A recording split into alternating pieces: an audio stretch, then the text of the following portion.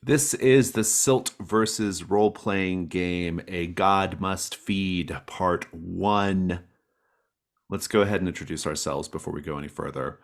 When I call on you, please say your name, your pronouns, and anything else you would like for viewers of the video, or listeners, I suppose, to know about you. I will start though. My name is Jason. I use he, they. I am the co-creator and publisher of the Silt Versus role-playing game, and I am also the creator of the games from which it is derived, Brindlewood Bay and The Between.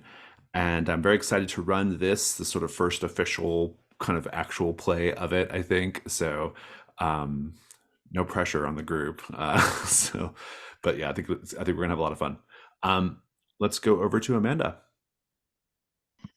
Hello, my name is Amanda. My pronouns are she, her.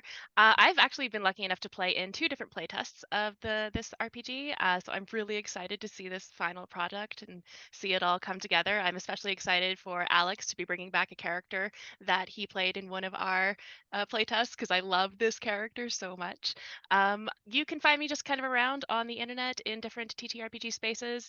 You can find on my itch.io a couple of mysteries for different things. I have a Paranormal Ink mystery and I have a Brindlewood Bay mystery that was the winner for the runner-up sweeps week in the Brindlewood Bay Mystery Writing Contest. I've got a few other things on the go. In particular, a public access mystery that I'm pretty much done, and a very extremely not safe for work, The Between mystery that is almost I'm finished very as excited well. about that one. So yeah, you can find Fabulous. me around. Amanda is no Amanda Stop. It's spelled the cute way, Stahp. But usually I go by I am a T-Rex. Fabulous. Thank you so much. Alex. Hello, everyone. My name is Alex Rubitsky. I use he, they pronouns. Yeah, I am a actor, voiceover artist, game designer. I've written for other Gauntlet games, The Between, King Shadow's Threat, some mysteries for public access.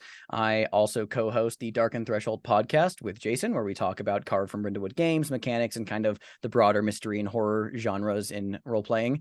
I'm also the Patreon content manager for the Gauntlet, so I'm churning out kind of this endless stream of additional play aids. So if you want to use new mysteries or cool like things like some optional expanded content for the Between that's coming very soon, you should go check us out at patreon.com/the Gauntlet. You can find me on socials on Twitter. I will be here until the ship fully sinks at Xander Bimsky, and that's really the only social media page I use. So that's my spiel. The Between fans are going to go so nuts for that Patreon release for The It's so Between. It's so fucking good. good. Yeah, and it's so good. I wrote it. It's so good, and like I don't even mind saying it's so good, even though I wrote it because it is in fact really good. Okay, so let's go over to Chaotic. I'm chaotic. I use he, they pronouns. I exist on the Discord of the Gauntlet under Chaotic Blade, and I just like games a lot. I write stuff and it goes nowhere. So if you find my stuff out in the ether, congratulations, you're one of the rare few that actually can find it. Um, I I also just do very weird stuff with games. I break mechanics, and I had this horror mystery for the Between called Dimensions Eclipsed that has optional rules for running it with two tables. So yeah, I just do weird stuff in the tabletop space, and I really like uh Car from Brynwood games, and I've been in playtest of the Silt Verses. I think everyone here has, which is just wild to me. Fantastic. Thank you so much. And last but not least, Wes. Hi, my name's Wes Franks. My pronouns are he and they. He's pretty cool. They's even sicker. I am an up and coming TTRPG designer and writer. I am currently working on The Between Unsinkable. I guess we could talk about it. It's out in the ether in the Discord a little bit. Not a lot of details, but if you want more details, then just stay tuned on that. Yeah, I got a bunch of other projects that are like I'm working on the background. I'm a big old slut for Card from Brindlewood. I love it as a system. I think it's really good, and it has a lot of potential to kind of. I think it's a great introduction to to people for TTRPGs. This is my first time playing the Silt Verses. I have listened to one season of the Silt Verses. I'm listening to more and more every day. If you want to check out some other stuff that I do, because I have a company called Carrying Comfort where we've just done a bunch of random actual plays and stuff like that, and we've got more coming out. Check us out on YouTube. It's just Carrying Comfort, at Carrying Comfort. If you like Percy Jackson Olympians, we've got a game for you. Fables, I've got a game for you. If you like mechs and mecha stuff, I've got a game for you. If you like Kingdom Hearts, we've got a game for you. We've got something for everybody over there. We got horror over there. We got vampires, all that good stuff. If you want to follow me on socials, then hit me up on Twitter at ThirstTrapMoth. And then if you want to hit me up on Blue Sky, hit me up Thirst Trap Mothman. And if you want to hit me up on Threads, Thirst Trap Mothman, and Instagram, Thirst Trap Mothman, and Zanga, Thirst Trap Moth, and Live Journal. Someone stop him. They'll keep going. They'll keep going. There's Someone so many stop him. social medias. Yeah, that's me. God damn it. Until this exact moment, I thought it was Blueski. Blueski. I like that more. Because I've only seen it together as one word. I was like, what a stupid name for social media. I'm going to talk to my best friend, Sean Murphy. I do not know Sean Murphy at all. Call it Blueski. Let's get into this game. All right. The Silt Verses. I'm going to start with CATS. CATS is an acronym that stands for concept, aim, tone, and subject matter. The purpose of CATS is to establish some basic expectations for what this game is about and what we're going to be doing during this first session and indeed as we continue playing. The concept. The Silt Verses role-playing game is a tabletop role-playing game of folk horror and monstrous divinity, in which a group of indebted custodians are sent into isolated territories to deal with stray gods and terrifying divine manifestations which threaten the nearby community. The custodians investigate these entities and the manifestation of their powers, and will then seek methods to appease them, neutralize them, or otherwise engage the local community to find a solution. The custodians gradually become aware of a looming conspiracy that overshadows their work, as a powerful organization seeks to take advantage of them to fulfill its secret agenda. The custodians will ultimately decide how to confront this organization, all the while struggling with their complicated relationship to faith and the gods of their past, whose power threatens to consume them. The game's mechanics are based on Apocalypse World and Brindlewood Bay, but you don't need to know anything about those games before we play. Aim. The aim of the characters in the story is to pursue investigations surrounding these stray gods and powers, and come to terms with their complicated past with a particular god, deciding if they will continue on that path and be further changed by the power that god provides. Our aim as players is the same, but also to learn more about these characters' fraught pasts and uncertain futures, as well as to paint a vivid picture of our version of the Silt Verses setting, a responsibility we all share. The aims for today's session are to create and introduce our characters, learn the basics of how the game works by playing it, and then we'll have a short debrief at the end. Tone. The tone of the Silt Verses is dark, strange, and unsettling. It presents a world where monstrous horrors are viewed as miraculous and divine, and systemic cruelties as routinely accepted by society. It exaggerates difficult themes of our world by showing them as literal gods, and this converge on the absurd, but this is not intended to become a parody. A little bit of levity or humor from time to time is okay, but we will always strive to return to that dark, gloomy landscape the characters exist in. Subject matter. Take a deep breath. Cosmic horror, graphic violence, ritual sacrifice, intense body horror, grotesque religious imagery, cults, religious trauma, harm to children and animals, family trauma, government corruption and oppression, police violence, war, and natural disasters are all things that may come up in this game. We'll talk about safety tools in a moment, but in the interest of setting expectations right now, you should know that this game deals with intense and often dark subject matter. Now, that is CATS. If anyone has any questions about CATS, please let me know. If you're watching this video and you're wondering, my goodness, I would love to be able to play this game and introduce the game in that exact same way, you will be able to, because this is in the back of the book. It's scripted out, and so you will be able to do it as well. If there are no questions about CATS, we'll continue on with safety tools. No game is more important than the people playing it. We are going to paint a dark, unsettling landscape of the Silt Verses setting, but we're going to do it in a way that respects everyone's boundaries of safety and consent. In order to do that, we'll be using 3 safety tools today. The first is the open door policy. You may leave for any reason. You don't have to explain yourself. The second is the X card. In the context of this video call, if something happens in the story that you find to be distasteful or it makes you uncomfortable in an unfun way, you can say X card or type it in the chat, and I will stop and change whatever just happened in the story. I might ask for a clarification on what is being X carded, but I will never ask why is it being X carded. And then we're going to be doing roaming lines and veils. We are not going to establish our lines and veils in the beginning, unless you just want to go ahead and do it. But there's no expectation that you do. But we'll do roaming lines and veils, meaning as the game progresses, as the campaign progresses, if we run into subject matter we prefer not to do, we can line it or veil it then. A line is something we're not going to have in the story, and a veil is something that we are okay with being in the story, but we prefer not to role play it. Are there any questions about safety tools? Very well. Then we will go ahead and pause the recording for a moment while we create characters. But actually, before that, continuing with my script, before we begin character creation, I do want to share a few more details about the setting because it's important. These characters, the custodians, are a group of specialists sent out into the rural territories to investigate and resolve disturbances of stray and feral gods. This is largely thankless work, with little to no resources or guidance provided beyond an initial report and directions. Each custodian has been chosen for this work in part because of their complicated past with gods. The fact that they have an ambivalent stance towards their own faith is viewed as an asset when dealing with the fringe elements of divinity throughout the territories.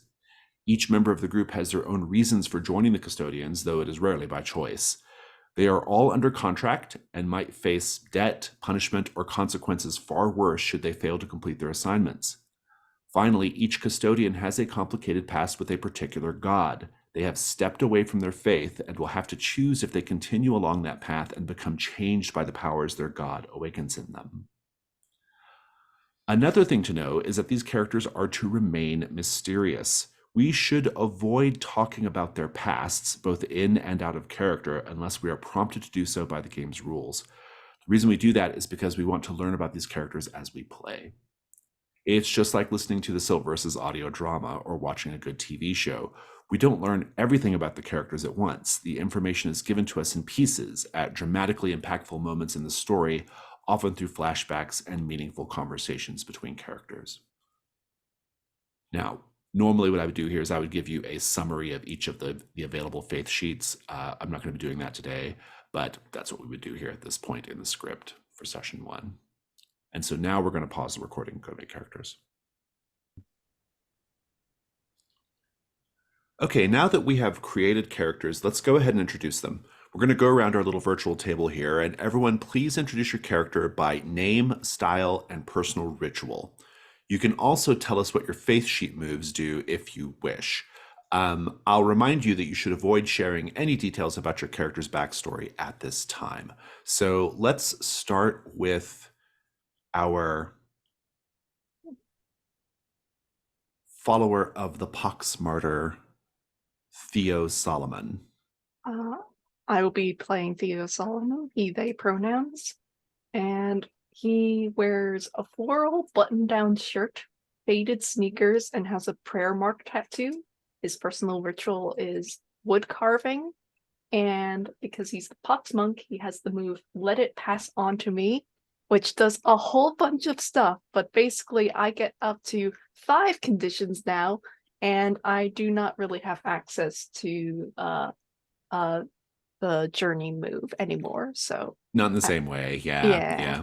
But yeah, the Poxmartyr's whole deal is like, or the Pox monks, like, yeah, they like literally take physical injuries and sicknesses into their bodies from people. So yeah, it's a lot of fun stuff going on there. We're going to come back in a minute, but for now, let's move on to Amanda's character, Sedna Spindler, a follower of the Saint Electric. Sedna's pronouns are she, her. Her style, she's always wearing these protection bracelets. They are black and beaded. She has her sunglasses on basically all the time, even when it's dark. It's very awkward. She always wears a black windbreaker. She kind of looks a bit gothy, but not really on purpose. She thinks it does make her look cool and unapproachable, but really it just kind of looks weird, especially when it's, really warm out. Um, I put an extra point into focus, and yeah, I think that's all I've got. The move I start with is called Sacred Conduit, so I can sort of channel the currents of the Saint Electric and use that to help me roll with advantage. But there are, of course, consequences. Every time I do this, I have a higher risk of bad things happening. Fabulous. Thank you so much. And let's go to Alex and our follower of the Watcher in the Wings, Jasper Finch. Yes, Jasper Finch. He looks like what I would describe as a poor man's Clark Gable. Kind of like slightly overweight, but has that kind of like pencil mustache. He wears round spectacles and this like oversized blue anorak coat, which for those watching at home is one of those coats with like a big like kind of like furry kind of like collar. He also has this like satchel with him at all times. It's stuffed with loose papers, like scribblings of monologues and loose pages of plays and poems and all that. I put a point in presence for him, obviously, and his starting move is all the world's a stage, which, as a follower of the Watcher in the Wings, Jasper has the power to alter reality by performing as if he were reading a script aloud on stage. So I am able to monologue to see if I can alter reality in fun ways. Fantastic. We're excited to see that. And finally, let's go to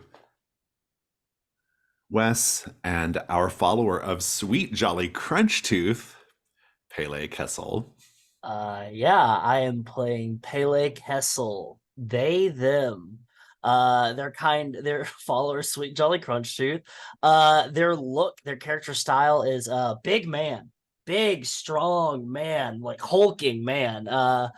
Think Christian Yarn, who played Hodor, that kind of look. Wears a fisherman's knit cap, a tracksuit, and carries around a leather briefcase. It's a purple leather briefcase that has written quite harshly in paint on the outside of the briefcase, "The medicine must go down," on the outside of it. And their personal ritual is tarot. So yeah, nice little Yeah, very just a good. delightful person to be around. I'm excited to learn more. Very well, and we're about to. So now we're going to go around again, and I'm going to read aloud the color text at the top of your faith sheet. After I'm done reading it, the rest of us are going to name one object or piece of equipment we think your custodian would have on their personal altar, based on what we know about them so far. You can veto any idea you don't like or ask for a revision. You'll write down each item in the personal altar section of your character sheet. So let's go back to Theo Solomon, our follower of the Pox Martyr. Monks of the Retchman's Order let me start over. The Pox Martyr, also known as Brother Boyle and Sister Sore, and It Should Have Been Me. Monks of the Retchman's Order practice a radical form of self-sacrifice by ritually transferring the ailments of others into their own bodies. These pox monks can be found throughout the territories, but especially in rural places without hospitals or access to modern medicine. By many accounts, faith alone can heal, and who could question the conviction of a healer willing to take on the worst ailments themselves? You were one of them once, but try as you might, you could never heal all of the hurt. Despite years of practice, learning to bear the suffering of others so that they would live a bit longer, you could not fully accept the work as a blessing. No matter how fierce the fire of your courage, the pain never ends. And yet, without you, who else would step up? For better or worse, this cruel and twisted world still needs you, Theo. Now, Theo, tell us, what is your personal altar? My personal altar is an antique doctor's briefcase with musty leather brass clasps. Very good. And I keep it in my vehicle of choice, which is a white unmarked van. So yeah, that's fun. Very good. Everybody else, based off what we know so far about Theo, we get to say one thing we think can be found in that bag inside that van. Whoever wants to have an idea, throw it out there.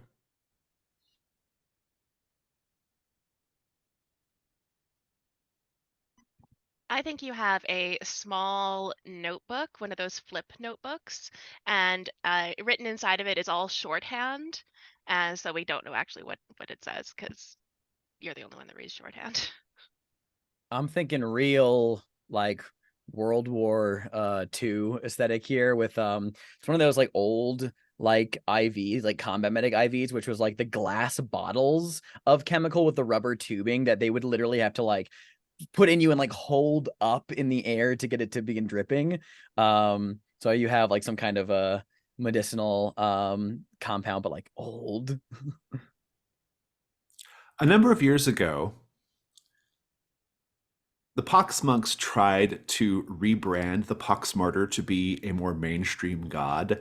And so there was a brief window where there were some Pox monk branded things you could get. And one such thing, long discontinued, is a bag of gummy leeches.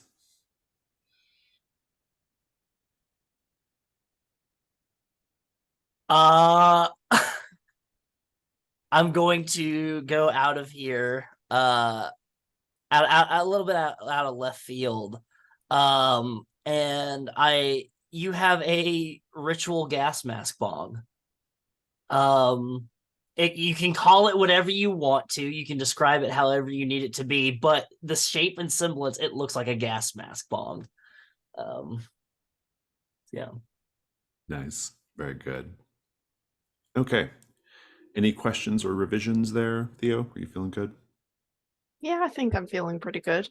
All right. Let's keep going to Sedna, a follower of the Saint Electric, incredibly mainstream god.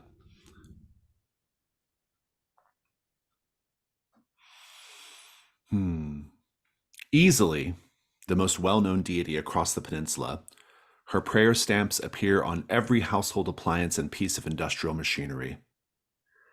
The saint's iconography depicts a silhouetted woman wreathed in flame, caught within the grid bars of an electrical circuit. Everyone knows of her, but most forget her past as an ancient fire deity, fueled by mass sacrifice during drawn-out wars which transformed entire towns into smoldering immortal charcoal saints.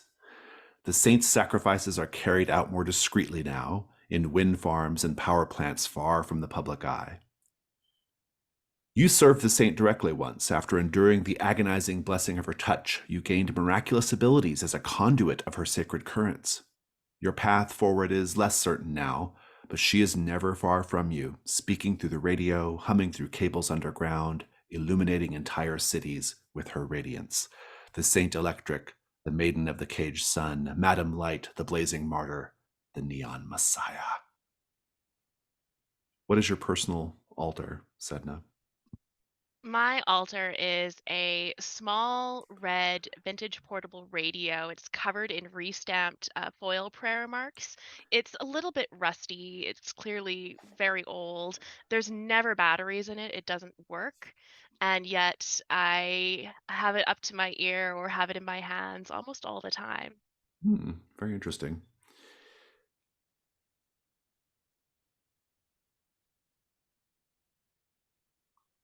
Who has a thought for what might be found? You have, if you're familiar, they look like Zippo lighters, but when you flip them open, they don't have like, flint and tinder. They have a button that you press and it's an electric lighter. So it has sparks of electricity crackling across, almost like a taser, but you can light things with it. That's good. I actually think you have a small like keychain taser.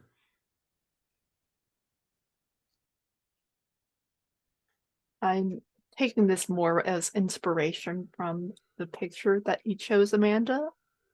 And I think you have this really black lacy umbrella, but on like the handle there is a bunch of different prayer marks on it.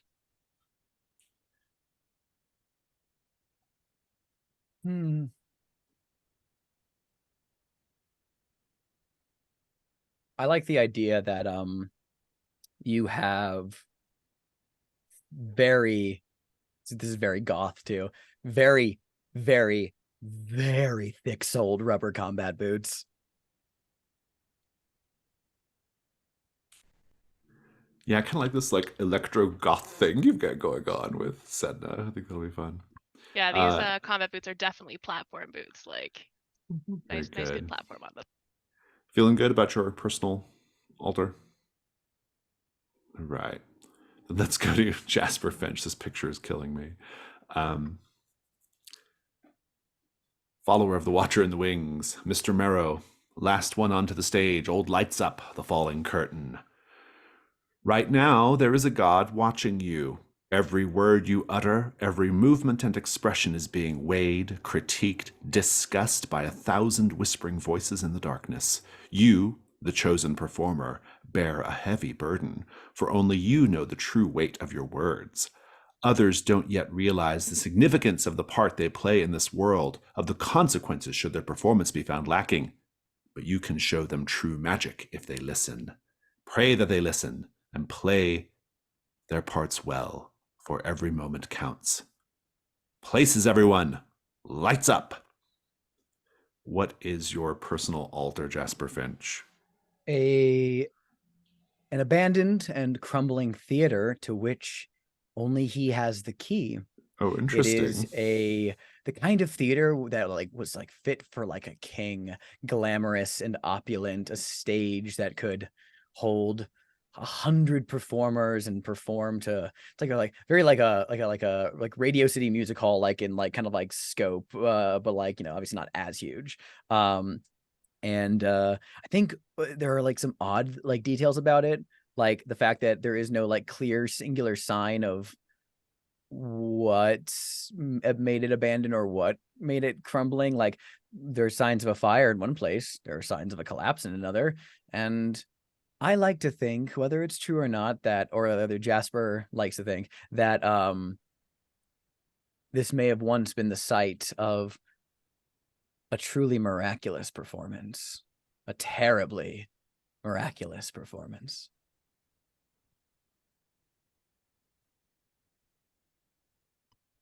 In your theater, you have, of course, a private dressing room.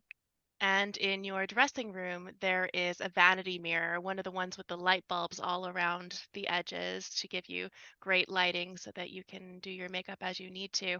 Except this mirror doesn't show your reflection.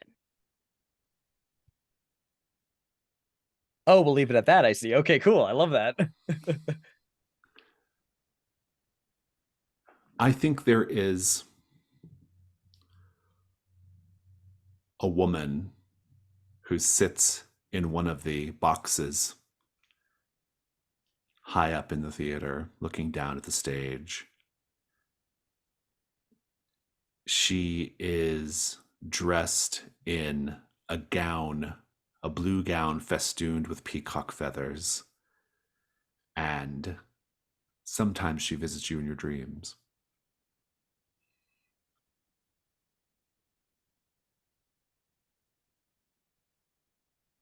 I think you have the script to a play called The Ecstasies of Pythia.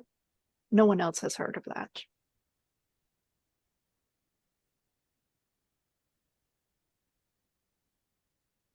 What was it? What was the name? Ecstasies of Pythia. The Ext. Oh my god, it's so fucking weird. I love it. If it's the word I'm thinking of, it's actually Pythia, but yeah. Yeah. I've heard both actually, so it probably doesn't really matter. Mm-hmm. Because it's a Greek word. We don't know how it's actually pronounced. An ancient Greek word, that is. There we go. You have a collection of every bad review you've ever received, and attached to it the ear of every reviewer. this is some good stuff. We're getting into it. We're getting into We're it. I getting know. well. Yeah. If there are no objections, then you're good to go, Jasper Finch. Let's continue on with our final custodian, Pele Kessel. And their god, sweet, jolly Crunch Tooth, Jack of the Golden Grin, the shredded wheat scarecrow, crispy crackle crunch, the bottomless bowl. Jack the Golden Grin, the shredded wheat scarecrow. Oh, this is just repeated. I don't know why. He's up at dawn while you're asleep. He walks the field to sow and reap. He's got a crunchy treat for every child.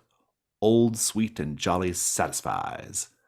For rolling fields of golden wheat, for heaping bowls so honey sweet, we heap our praises upon sweet jolly Crunchtooth for the gift of a nutritious breakfast. Everyone recognizes him. A body of honey golden shredded grain, a bottomless grin that splits his cheery face, sticky hands holding a heaping bowl of that crunchy golden goodness that always satisfies. His face adorns nearly every cereal package, freight truck, and farm stand across the peninsula, but things were not always so. It took a decades-long campaign by agricultural conglomerates to slowly cannibalize the local harvest gods, replacing each one with the new grinning cereal mascot. Starving farmers were left with the choice of acknowledging the new god or watching their fields slowly wither and rot in the shadow of their competitors' towering stalks. You come from a family of farmers who were one of the last holdouts to sign a contract with Sweet Jolly Crunchtooth. To ensure that your harvest god was severed from the land and that your family remained loyal, you were conscripted to serve as a traveling ambassador for the cereal god. But your roots grow deep, and no matter how others tried to rip you from the fields, a part of the old harvest tradition still lives on inside you. Pele. What is your personal altar? So nothing as grand or extravagant as a van or a crumbling theater. Just something that's easily portable. As a traveling ambassador, it's important to be able to carry things with you. And for that, Pele has a wicker statue with a cavernous, toothy mouth.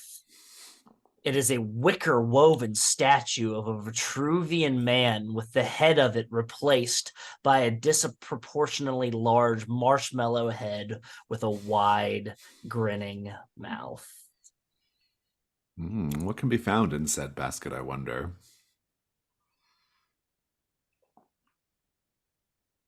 I think you have a letter from home that says, "You are always welcome here."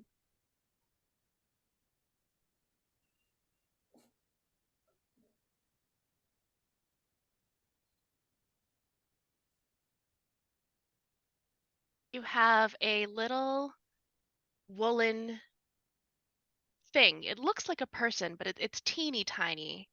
And through the face of this person is a long, sharp needle. You have a hand cranked speaker with a cassette tape in it labeled the 17 Jingles. I love it. I think you actually have a seed packet of some heirloom seeds that you did not turn over to the Sweet Jolly Crunchtooth people when they took over your family's farm. What do these seeds grow into? Who knows?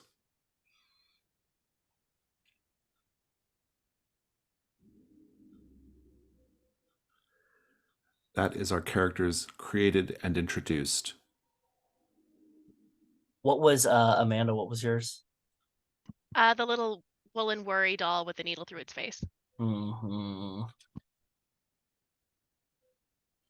So here we are going to go ahead and take our break before we begin our first assignment. I need like a longish break because of dog. So let's take like 15 and then we will come back and do the thing. Mhm.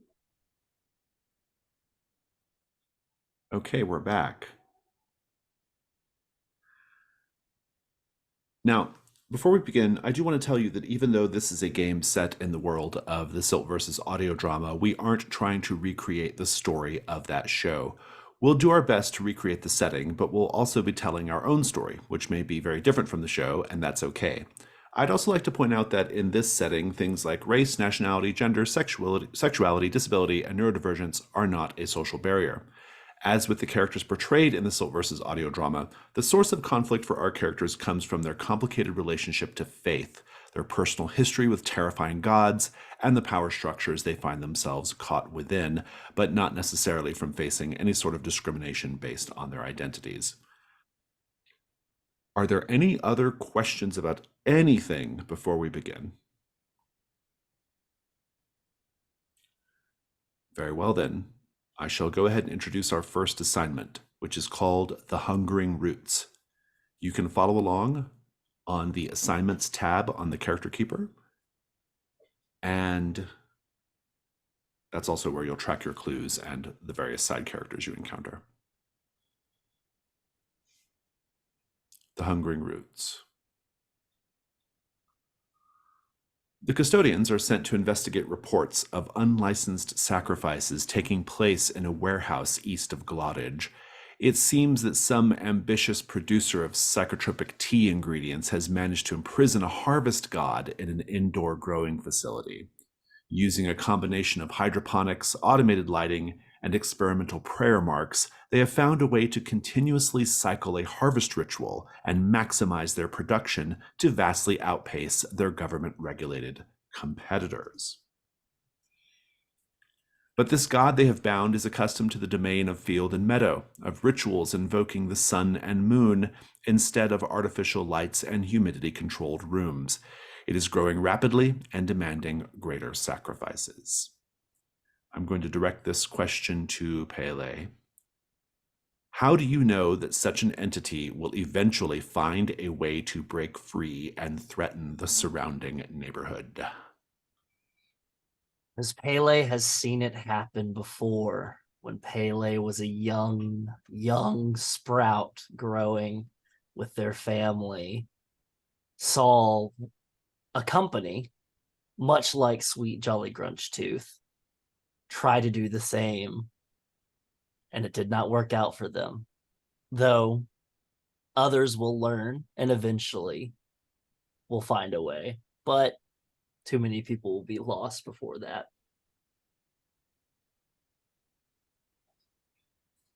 So the way this game works, I know the four of you know, but for people watching the video, the custodians are going to be investigating this problem. They have been sent here to this little place east of Glottage. Glottage is one of the cities in the setting.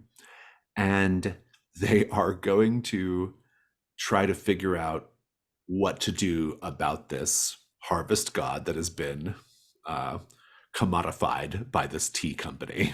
And so what you're trying to do in this investigation is you're trying to gather clues. And the clues can then be used to answer a question. And once you answer the question, you get to pursue that question's opportunity in order to resolve the assignment. And this particular assignment has 3 different questions, any one of which can be answered and any one of which resolves the assignment.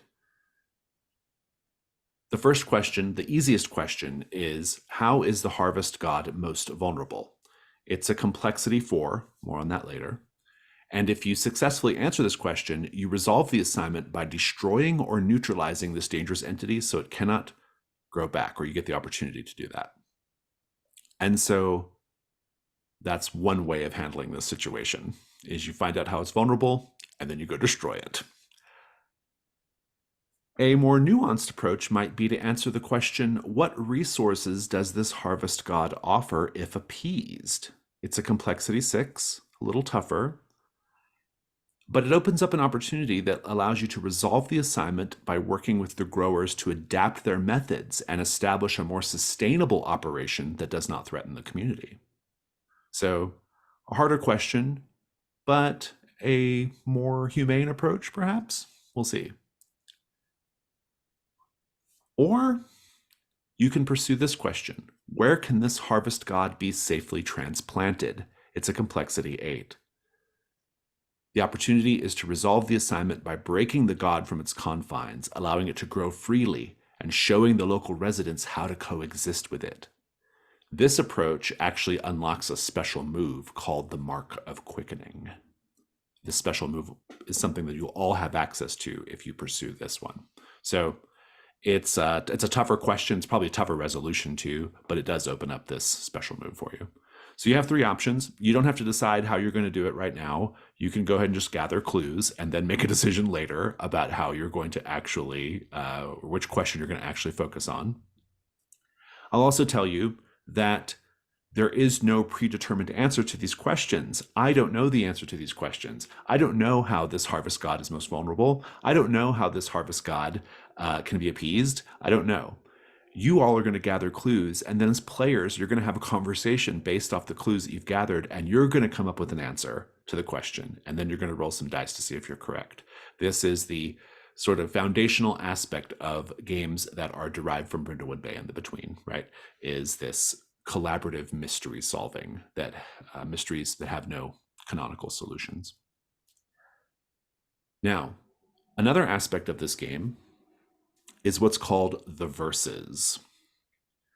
Your characters have on your sheet 2 sections. One is called the verse of history, and one is called the verse of prophecy. The verse of history is essentially your backstory.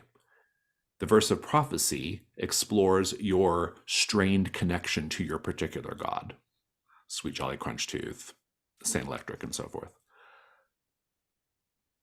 Whenever you're playing this game and your character does something, you roll some dice and it goes badly for you, and I might even narrate something terrible happening to your character as a result, you can essentially get a do-over on the dice and the fiction by doing what's called writing a verse. So you choose a verse of history or a verse of prophecy, you do what it says, and then you get a different die result, and you don't have the terrible thing happen.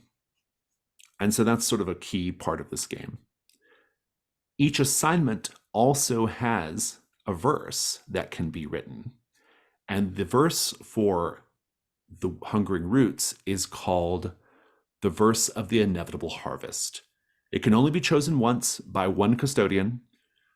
And whenever it's chosen, each custodian describes a hope or dream they have of someday living in abundance with all their needs met. So there's a thematic connection with this verse and the Hungering Roots as an assignment. So I think that's everything you need to know about the assignment to get started. We begin with the group having already arrived at this little place east of Glottage where there is, I'll give you kind of the lay of the land real quick. There is a set of crumbling tenement buildings that are nearby. These are probably most in danger if this harvest god gets out of control. Letting a motorcycle pass. So we have these tenements. We have the warehouse itself and various things around the warehouse. And I think that's, until you go further, I think that's all I'm going to tell you for now. And so you've all arrived. Are you in Theo's white van, or have you taken separate vehicles? You should probably have at least 2 vehicles in case you all decide to split up in the future, but I'll let you make that decision. How are you all getting here? Sedna doesn't drive.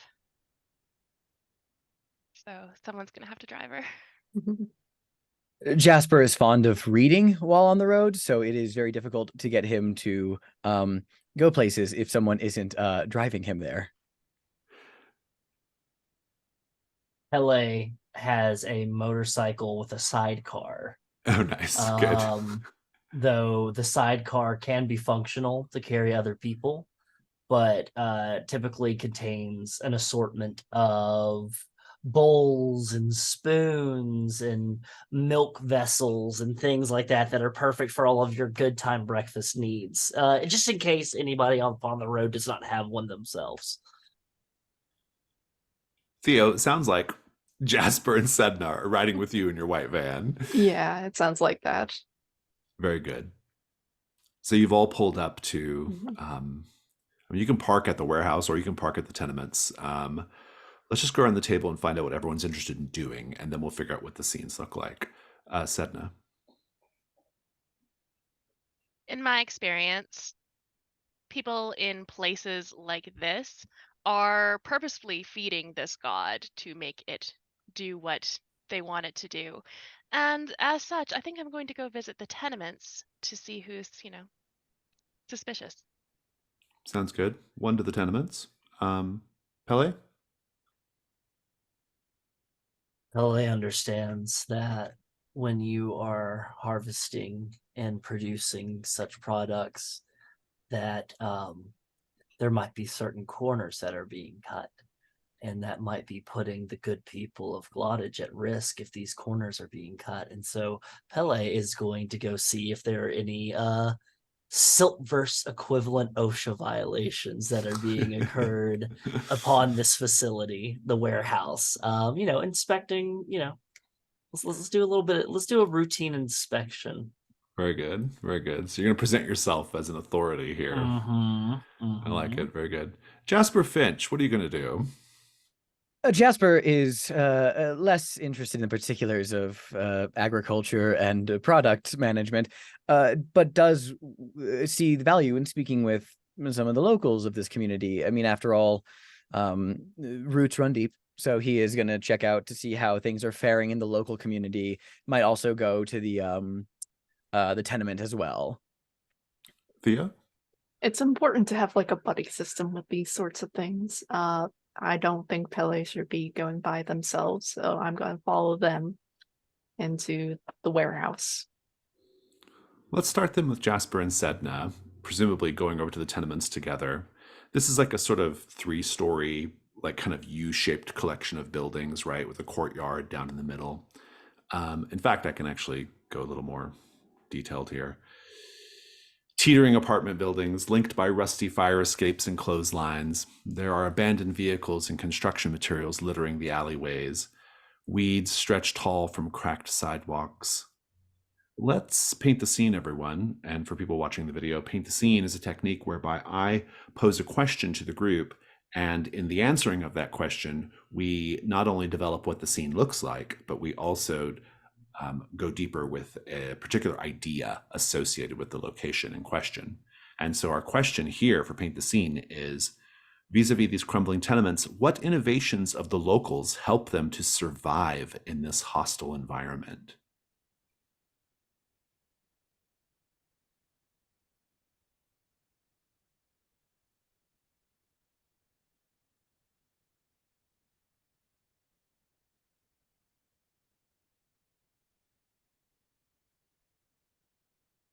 The buildings are on stilts. Oh, interesting. What are they trying to avoid by doing that? Not local floral or anything like that, but local fauna. Oh, interesting. You know how when you go camping, you have a bear bag where you keep your food in it and you tie it up in a space where you can't keep it away? It's kind of like that. Oh, I see. So some of these like little buildings are up on stilts. That's intriguing. Yeah. Yeah. We see these large vats on the roofs of various buildings, and coming from these vats are pipes and gutters, and they're entering various different windows, various different doors. It's all very jerry-rigged, and it's clearly how they catch rainwater and distribute it around. I think on like the balconies of like these of this like apartment building complex, like there is like all sorts of like gardens growing very wildly, and like I think there is like this sort of pulley system with like a bucket and all, so like if people have too much produce, they can like put it in a bucket and just like wheel it down to the floor below them. This is not my contribution, but I will say that when Wes said stilts, my brain instead is thinking steel girders. Like instead of like swamp stilt buildings, it's like like Yeah. Brooklyn steel girder kind of scaffolding. Mhm. I like that. And yeah, so I think, so I'm building off of that idea, which is the there are large chunks of said scaffolding, stilts, girders, whatever you want to call them, that are clearly missing. Now, there are many things in the peninsula that look like they're war-torn and damaged, but were one to examine these closer, clearly people have gone to great lengths to actually cut away as much metal from the girders as safely possible for scrap and to repurpose it for their own means without compromising the integrity of their supports. I'm curious to know how that's going. Maybe Hey, don't man. jump up and down when you get up there. Pots are expensive. Indeed. Let's have the scene with Jasper and Sedna heading up to these buildings, to these tenements. Roleplay. Stairs are not a friend of mine. Oh, he kind of like is getting up like the scaffolding, and he's just kind of like panting a little heavily. Just, oh, is it Tension just is me, or is the air thinner perhaps out on this side of Glottage? we're Oh, barely one story up. oh, so we are. How is it that you're out of breath from a few stairs, but you can go on and on and on when you want to? Sedna, it is a matter of the intent behind the expenditure of one's air, whether it is designed to be delivering words crafted so delicately in expressing truth versus ascending a means of, well, I'm out of shape. I'm willing to admit that, Sedna. I am. How about you just catch your breath, quiet, breathe in, breathe out, and I'll go talk to the next person I see. No. No need for you to go off on your own. I'm good. Thank you. Allow me to accompany you, and let us speak to these quaint inhabitants of this unique building. What ways they make their lives individualistic. I love it. Yeah. Jasper, take a winded condition. Speed running, let's go. Let's check in with the others. The warehouse is where you're headed. The exterior of the warehouse, you see it's 3 stories of weathered concrete, layered in graffiti and vines, surrounded by a chain link fence. Notably, the gutters and windows have been repaired and look significantly newer than the rest of the structure. Wildflowers peek from the layer of weeds along the roof. Let's paint the scene, everyone. What was this building originally used for? What efforts have been made to conceal its current purpose? Oh, it used to be a artillery depot during the war. It was clearly meant for the storage of heavy munitions and other weapons of faith. I feel like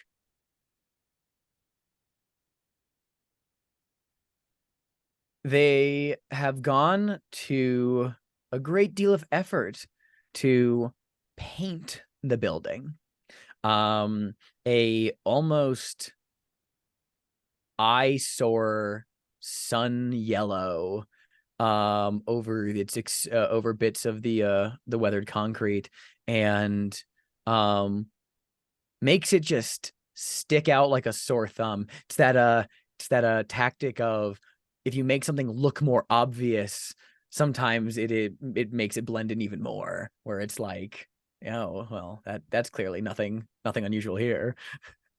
It also has on the property a large silo.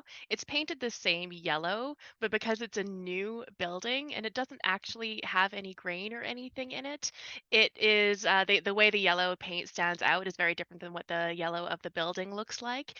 But they are trying to make it look more like it wasn't a munitions depot. It is just normal harvest stuff. Don't worry about it. Well, they're actually trying to like hide its current purpose as well. That's kind of the a thing. Yeah, Theo, in that case, it's yeah. just to make it look like, oh, it fits in with this harvest town with, Mm. this Mhm. farms and stuff. Nothing sketchy about farms. I think there was a parking lot at one point, but it's since been removed and sort of like more of a gravel lot rather than any paved stuff. There's a tattered sign hanging over the doorway that says Thursday nights, harvest dances. And it's literally just like Thursday nights, harvest dances, and big Saturdays, bingo. It's almost like a community center banner, but it looks tattered and worn. Like they don't take good care of that banner. They just hang it out there. Fantastic. So Pele and Theo, you're together. I'm going to give you a scene, but before we do that, I'm curious: are you just kind of marching right up to the front, like gate, and asking to be let in, or are you taking some other approach? Before I ask this, for my own personal notes, how tall, big is Theo? Like, Theo is tall and lanky. Uh, uh okay, he has seen better days, but Mhm. like like nothing about him is getting him down, at least physically speaking. Okay. So we are the Atlas man like advertisement before and after, because you're like tall and lanky, Yeah. and Pele is tall and gargantuan. Mhm. Is so perfect. Yeah, what a striking image. Um I think Pele, you can just hear a crack in the neck and then like a little bit of creak of joints, and then looks over to you and says, "Should we go in quiet or loud?" Well, we should at least introduce ourselves. We don't need to be causing any upset yet. That is the polite way to go about this. It's a way to make friends. Mhm. Yes, making friends is typically a good thing. Always a good thing. More friends to have breakfast with. Let's go. I think like Theo has this look of like kind of like almost disgust, but she's trying very badly to hide it. Nice, very good. Very subtly, just trying to find someone to approach and make new friends with. A few things that you see, Jasper and Sedna, in terms of people at least. You noticed on your way in, playing in this little kind of like common area, a boy, some kind of street kid maybe, wearing a salvaged military jacket, and he kept talking to his little stray cat that he calls Pickles, and he has a bunch of like little kind of cast off god charms and trinkets that he's sort of dragging along the concrete so Pickles could chase it. There's also a young man with a colorful scarf and a messenger bag and a shaved head who's going from door to door delivering things, some kind of delivery boy, errand runner type. And a couple of people are there and answer the door. It seems like most everybody is gone, though, off to whatever their day job is. Sedna, what do you do? I'm going to distinctly avoid talking to the person who has a cat, and I'm going to talk instead to the delivery boy. Very good. You can approach him. Jasper, what are you going to do? I, however, will take the onus upon myself to go visit the cat. I want to walk over to that because cat. Yes. So I think you can. I kind of like the idea of Sedna has to go up to the second story to talk to the errand runner, and you choose to instead go downstairs Yes. Yes. to talk to the urchin with Yes. Pickles. Yes, he looks up, looks down, sees the cat, sees the stairs that go down, and thinks, all around win for me. Very good, very good. The boy sees you and he gets a little like kind of like nervous. He's been kind of like he was sort of like he started watching you after he saw you approach, and now he and Pickles are kind of backing up to one of the fire escapes on the sides of one of the buildings, almost like he's ready to like bolt and get away if he has to. Oh, What do you do, Jasper, to keep him there? oh, terrible pardon, young man. I mean, you know ill intent. I just saw the cat, and I simply wanted to know what's the cat's name. The boy says, he leans down and he puts his ear up to the cat's snout. And he raises back up and says, he says it's okay if I tell you. His name is Pickles. Pickles. And he says that it is well met. Indeed, well met, Pickles. It is so difficult these days to meet individuals who are polite and willing to exchange basic pleasantries. Pickles, you have my uttermost respect. And as for you, young man, I apologize for the fright. What is your name? Here I am expressing the virtues of manners, and yet I forget to introduce myself. My name is Jasper Finch. What is yours name? I'm well, people around here call me Nine Lives, but my real name is Lucas. Lucas. Am I to assume that they call you Nine Lives because you live a dangerous life like a cat and have found yourself in many scrapes? No, it's probably because I crawl around on perches and rooftops like a cat. Huh. Everyone is not as these days. And I hang out with a cat as well. I see. Foolish for me to look beyond the simplest answer. Never mind. Where are your parents, young man? I'm currently lacking a parental custodial relationship right now. I'm a bit of an independent sort. Well, I'm a bit of an independent sort myself. Perhaps you and I can... You're telling me you don't have any friends or family, people who love you? Oh, certainly. I wouldn't go that far. I do not have family myself, young Well, man, but I sometimes the do... easiest answer is the most obvious answer. I see that you are quite adept at taking words and memorizing them. Lovely. No, I do have many adoring people in my life, but I view the world as sort of a venue of performance, a speaker of stage and soapbox, if you will, and to all that I perform to, I say I love them as much as they love me.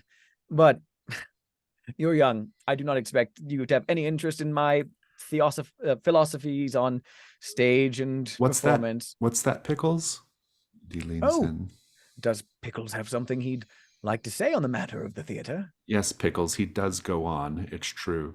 I'm starting to... Anyway, look, I was just wondering, as a fellow independent sort,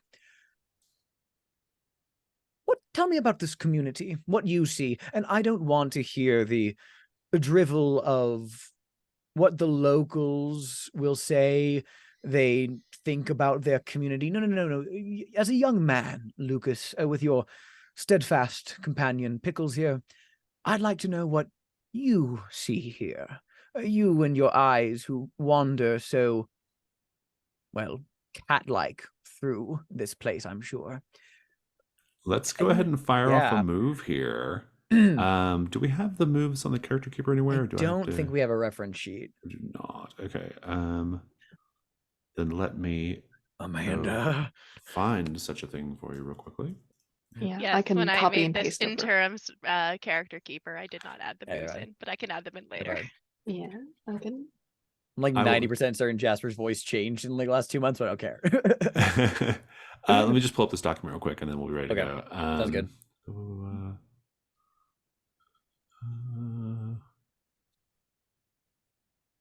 Here we go. I'm gonna just pause this while I do this. Thank you. Okay, so the move we're going to be doing is called the information move. When you search for a clue, conduct research, or otherwise gather information, describe how you're doing so, and roll with an appropriate ability. You've done that. So I think the appropriate ability here is probably presence. And you are winded, and so maybe you were not quite as eloquent in reality as you believe you were. Go ahead and roll with 3 dice. Take the 2 lowest because I'm going to put you at disadvantage because of winded. I will take the disadvantage for interesting consequences. 2 lowest. That's actually still quite good. +1. That is an 8. Very good. You can go ahead and clear winded. If Oh, you wish. fantastic. Very good. It's just a little temporary condition. I liked it. Yeah. But you got 8. Very good. On a hit, and a 7+ is a hit, you find a clue. I'll tell you what the clue is. On a 7 to 9, there's a complication, either with the clue itself or a complication that you encounter while searching. I'll tell you what the complication is. We'll come back to this in a moment, though.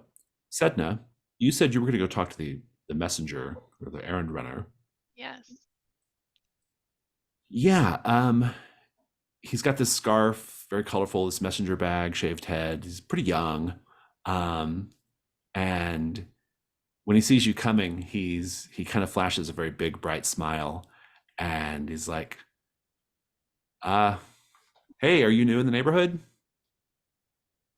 Pull the collar of my windbreaker up a little bit and cross my arms because I know it looks really cool. Yeah, just visiting today. Maybe might stick around for a little longer. What are you delivering? Oh, are you like Patricia's niece or something? I'm someone's niece. Patricia Morel? Oh, just because I'm at her door right now and you are coming up here. Oh no, I wanted to talk to you. Oh, to me? Yes, specifically you. Oh, so you're not Patricia's niece? No, Oh, that's too bad. I'm someone else's niece. She never gets any visitors apart from me. I thought maybe somebody was coming to say hello. Oh, what are you bringing her? Oh, yeah. Well, so, and he's got like a little bundle of like groceries, basically. You know, we've got some mayonnaise. We got this little pack of chitterling crisps. She loves those. Those are great. Love the chitterling. So yeah. You deliver to a lot of people around here? Oh, you must know everybody. Yep, that's that's what I do. I'm Taj. Nice to meet you, Taj. You must be a popular guy around here. You know, I guess so. I don't know. I bet you know everything that goes on around here. I bet you are probably the most knowledgeable person around here. Well, yeah, you could say that. I mean, yeah, okay. I mean, I'm not like, I don't have like, you know, wax and Scrivener levels of knowledge. Oops, sorry, we can't talk about gods like that, can we? Illegal gods, you know, but I've probably forgotten just as many things as I've ever learned. So I guess we have that in common. Yeah, I know some stuff. What about it? I'm new. Just showed up and kind of looking for. Oh, you want the lay of the land? You know, maybe some ideas on where to find some nice herbal refreshments, so to speak. Oh, I get what this is about. Go ahead and make the information move with presence. Presence. Okay. That is a 6. A 6. He says, yeah, I see where you're going with this. So I can definitely help you out with that. I have an order form. You just have to fill out the order form, tell me what you need, and I will go and I'll go pick it up for you. And here. And he kind of takes the form and he like writes down his number on the form and says, Oh, feel free to call me direct if you want. sure. So this will take a little while, hey? You know, I mean, anything you need, like if you need like lunch meat or, you know, I, um, I'm good on lunch meat. Uh, feminine products, I don't mind. I can grab it all. That's okay. But So, if you just want to call me because you want to talk, I'm okay with that too. well, maybe I will. And I'm going to give you a condition, which is marked by Taj Siddiqui. And but he's otherwise no help. So he's like, cool. Well, I'm gonna get back to work. It was like really nice to meet you. I didn't even get your name. Oh, Sedna. Oh, that's a really beautiful name. Thank you. I I, didn't come up with it myself. oh, okay. Well, yeah. I mean, but you didn't change it either. So As far as you know. right. Okay. Um. Right. Well, Listen, Taj, I'll get in contact with you later. And I'm gonna wave the little order sheet around. And if you can maybe make this happen a little faster for me, then maybe I can do a little something for you. he's like, oh, I don't know. He's like, and then at this point, Patricia opens up the door. She's an older woman. She's wearing a bathrobe, sunglasses, and she has a big old mug of like a big old mug of like some hot drink, probably tea. And I think it says uh it's got some kind of like joke saying on it. What's on the mug, do we suppose? Um, what about If anybody has any ideas, go for it.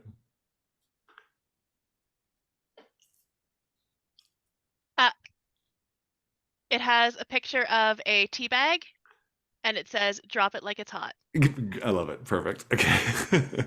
And she's like, oh, she's like, my delivery. Wonderful, wonderful. And she takes the thing. She's like, oh, well, look at you two. Taj, you didn't tell me you had new a new young lady friend.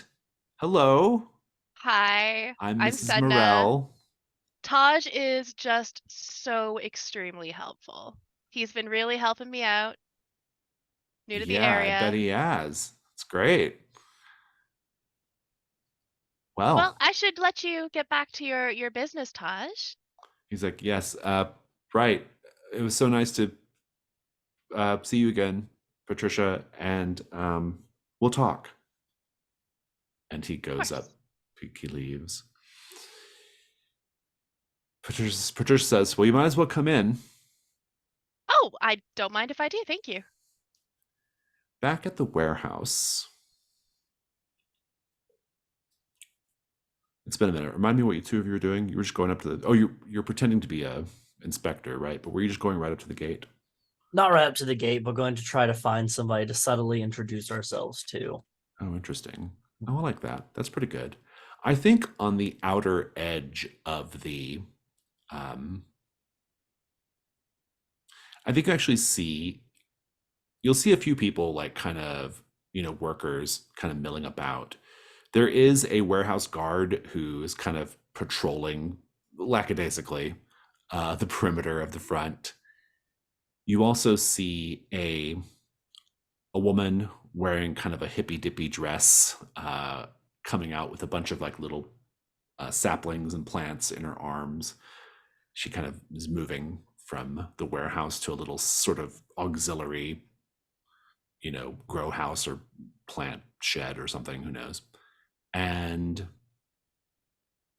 might see another guy with long black hair and a red bandana taking a smoke break as well. They're all on the other side of the fence, though. What do you do? Hmm. Theo's going to see Pele move to the fence and just put his face up against it and hold on to it. And like this, the nose is sticking through like the chain link, the nose and the mouth and everything. And it's gonna look to the guy with the bandana and the cigarette, and it's gonna go, "Excuse me, excuse me. He's like, yeah. Have you eaten today?" And he kind of like leans forward and he's like, not today, no. Might I suggest? And you see out of one of the pockets in the tracksuit, there is, you know, those old, like at school, the box cereals that you used to get at school, where it's just like a single bowl in one box. You rip the top off and pour milk into it. Like the hotel ones. The Oh, yeah. hotel ones, Yeah. yeah. Pulls out. Have you ever enjoyed the sweet saccharine taste of honey lumps? And it's going to push it through the chain link fence towards this guy. And I am I want engaging. Oh, go ahead. What are you engaging? I'm trying to engage my my move, a sweet sacrament in every spoonful. Oh, let's read your move. Okay. Great move title, by the way. A sweet sacrament in every spoonful. Everyone loves a treat. As an ambassador of all things crunchy and delectable, you always have packaged sweets and cereal samples on hand, stashed in your pack or conjured from thin air. No one knows where they come from, and no one seems to care. When you offer a treat to a side character in any situation, roll with presence or vitality. Go ahead and do that. Okay. We're gonna use Does the rolling with die. vitality imply that you're force feeding them? No, it's just like it's like his Just physicality physical saying, presence. don't you want to be a Body cereal language? fed God, that's so fucking cool. man temple like me? Breakfast is the most Or them important meal temple, of I the day. guess. I am not at ease by Pele. Perfect. Okay, that is a 9. Did you roll? I'm curious. Did you roll with presence or vitality? Vitality, not Vitality, very presence. good. Yeah, vitality. Very Very much good. corn fed. On a hit, they are put at ease by your cheerful demeanor. Any follow-up rolls during your interactions with them are taken advantage. Lovely. Also, a little side note about this move: if a fellow custodian ever eats one of your treats, they take the condition jolly, which does some things. So, you know, Also, know. because you got a 9, that on 7 to 9, they will aid you but demand something in return. The keeper will Indeed. describe what it Yeah. is. Yes. He says, I have had honey lumps. That sweet, crunchy, sugary goodness is like, it's like tapping a vein straight into my childhood, man. Mm-hmm. I accept your offering of sugary cereal through a chain link fence. Going to put my hand like the box through it. And when he grabs the box, I'm going to wrap my fingers around his hand. And I'm just going to say, for this offering, I have but one humble request. You see my friend Theo over there? And I'm going to like look over to Theo. Theo waves awkwardly. I don't know how understand serial transactions. Theo and I are here to make a very important inspection of the grounds. What is supposed to be hush hush, you know, just between us girls. Oh, a I was government hoping- thing. I was hoping maybe you could help us out, get us inside, maybe some visitor passes. I can certainly do that, but you got to do something for me first. Anything. Well, I don't know how much you know about what we do here, but we have this harvest god, and this thing is fucking crazy. Mm. It is just like it is the very idea of fecundity It is. Mm. It grows and gives, Mm. and we harvest, and it grows more, and it's doing all kinds of crazy stuff. Like, for example, one season, it gave us these little berries, you know? They were like so sweet and so delicious. Perfect for cereal. But now, the berries have changed, and they're hot as hell. Spicy. You got to try one of these berries. I'm gonna look over at Theo. Should I try the berry, Theo? You should try the berry. Who knows what kind of flavor profile to open up within my brainscape? My taste buds might be entranced. I'll try one of your berries. Excellent. Very good. And he's like, now, here's the thing. Just so you know what you're getting into. This is kind of a little side thing that I've got going on with our little harvest god right now. And my buddy, he tried the last version of this, and let's just say it was so hot, his tongue literally fell out of his mouth. Oh my.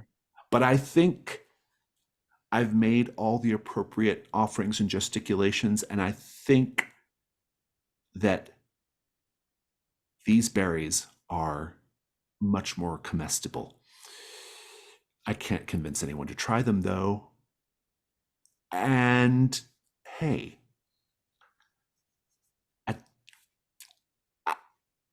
I know people, I know healers who can help you out if something really terrible does happen to your tongue or your soft palate or any other your back teeth. Yes, I'm also can help out in this situation in case anything Oh, happens. see, So, it's great. Love it. so it's a opportunity to stay. Fantastic. So you're my guinea pig. I love guinea pigs. Perfect. Theo, do you mind holding my briefcase, please? I will gingerly take the briefcase. I do have a question about it. Is the handle sticky at all? A little bit. He's like, you're a big guy, he says as he passes over the berries. He rips open the cereal and he pours it in the bowl. The milk. I'm sure you have milk. He's doing the whole thing. You need a spoon as well. He's like, oh, you've thought of everything. Absolutely. Pull out. Just pull out from like a random pocket. Just pull all over a spoon. He's watching you really closely while you get ready to consume these berries. Do you consume them? Yeah, gonna look at Theo. Gonna hold up one, look at it in the sun, look at the gentleman, and then take the rest of them in the hand. We are going to do what's called the revelation move. Oh. Now, there are two associated moves, the veiled move and the revelation move. Both are whenever you do something risky or face something you fear. But in the case of the revelation move, that triggers whenever there's a god involved. And so... Got it. What are you afraid will happen if you... if this goes badly right now, if you fail to keep it together while you eat these berries? I will lose my taste buds and thus my connection to Sweet Jolly Crunch Tooth. That's horrible. Oh, God. It's worse than that. Sweet Jolly Crunch Tooth considers this to be a direct insult and heresy and will take appropriate measures. Measures which may not end well for you. Please go ahead and roll a vitality. If you choose to go through with it, roll a vitality. Absolutely. Let's do it. I'll roll my dice that kind of look like little blueberries. That was hot, but not bad. Okay. That is it's with vitality. 11. Oh, nice. Oh, wow. Give me the scene. Like, it is. They are hot. They are really hot. Yeah. But maybe they're delicious as well. I think we take like the full berries, and with his other hand, not even because the guy's watching him, pockets the other one, the single one, pockets it for later. You know, you ever have pocket berries for later? And then just chews. And just like this very placid look on their face, just chews, and you see the eyes light up. Swallows. He's like, stick your tongue out. Still attached. Yes. Does it taste good? Delicious. Incredible. Tangy. Oh, yeah? Bite in the back of your throat. Like right in the very far back? Is it a gradual heat? Does It's it building. build? It's Okay, building. good. Love that. It's like going over a hill in a car and then back down the other side, and it's subsided. Theo, do you mind opening my briefcase, please? Do not look inside it.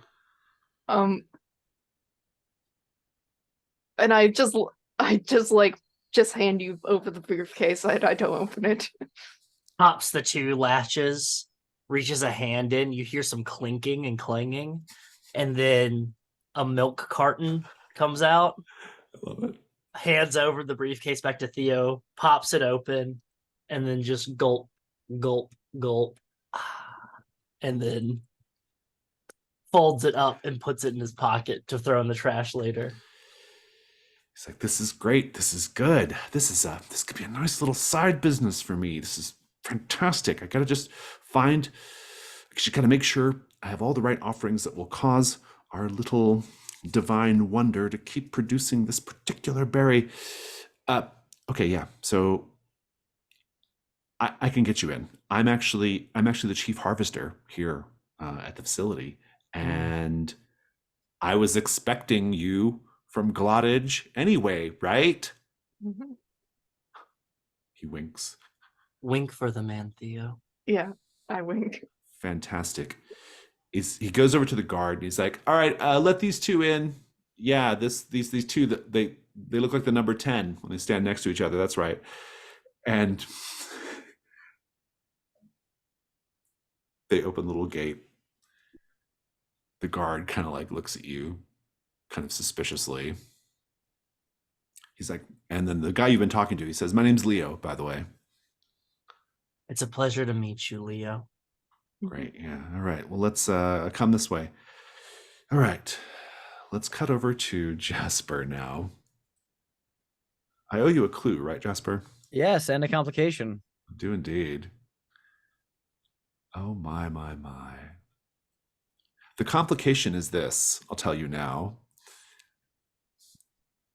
Pickles.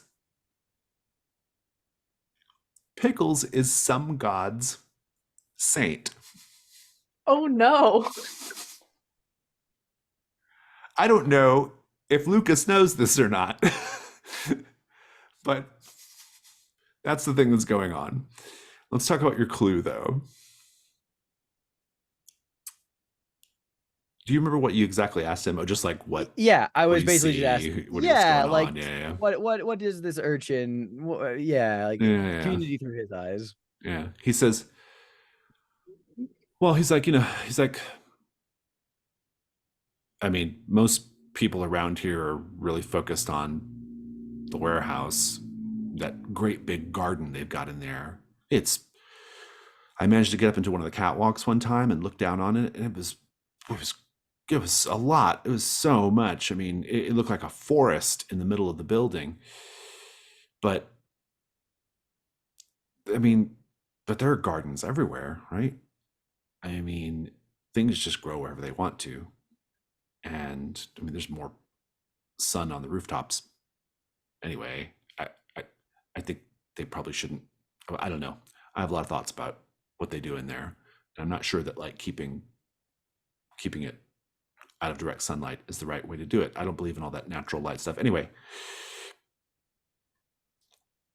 or in that artificial light. I'm not entirely familiar with the concept of keeping plants away from natural light. I've heard of artificial lighting for growth buildings. That's is He's like, indeed. there's something unusual about the artificial light they use there. Is there now? What is Yes. it? Well, I was looking when I was, having a look around from a high Yes. vantage point. Naturally. A thing I do. Of course. Pickles nods. And I noticed that that these lights, they were blinking. And I thought it was just like a short circuit or something, I mean, Hmm. the people don't really truck with the St. Electric too much out here. There's a lot of unauthorized power generation gods out this way, cheaper that way, and but then I realized that there was a pattern to the blinking, like it was some sort of code or something. I don't know. Fascinating. Are you a fan? Are you fond of codes? Are you familiar with them? Well, no, not Then so what made much. you think it was a code, dear boy? Well, because of the pattern. Ah, oh, I see. Very nice. Very interesting. Most intriguing. Do you know a lot about codes? Well, no, but I consider myself a armchair scholar, Why are and you I asking all enjoy. these questions anyway?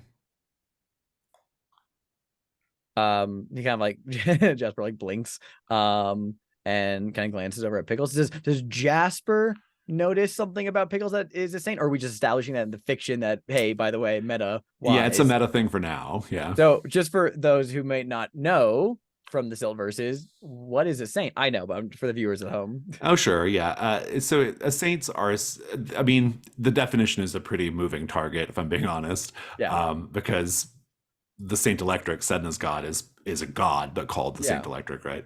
But generally speaking, saints are sort of often monstrous manifestations, avatars of a god. And from what I've because I'm only season deep, from what I've understood, most of them are transformed humans. They can be, yeah. They often terrifying, are. terrifying. Yeah, they often cool. are. I don't know. I'm thinking Pickles has like, instead of like toe beans, slightly like elongated. Like if you look at them, Fingers. it's like little fingers. Yeah. Terrifying. Anyway, Jasper kind of like just says, "Well, I am simply passing through these parts. I am curious about all of the settlements outside of Glottage. I'm a city boy myself. I don't really understand or have the experience with these rural communities, and I'm also someone who is, let's just say, I come to handle odd happenings throughout the peninsula. I work with the government." Lucas leans down and Pickles is ostensibly whispering something in his ear again. And he comes back up and he says, Pickles says you're a dangerous man. Does he now? Pickles, friend, new colleague, I'm wounded. Am I dangerous for my wielding of the truth, like a blade that cuts through the darkness? Perhaps the truth is, of course, the illuminating factor in this world of obfuscation. But no, Lucas, if I am a dangerous man, I'm not a dangerous man to you, or to the things you care about, I would say. And neither are my friends, well, my colleagues. We are not here to hurt anyone. He leans down again to Pickles. And he says, okay, I have to go now. But Pickles says he'd like to stay with you. Would he now? Well, I don't see a reason why I could deny this request of fellowship. But is he not your companion? Do you not feed him, take care of him? Or is this more of a transitive arrangement?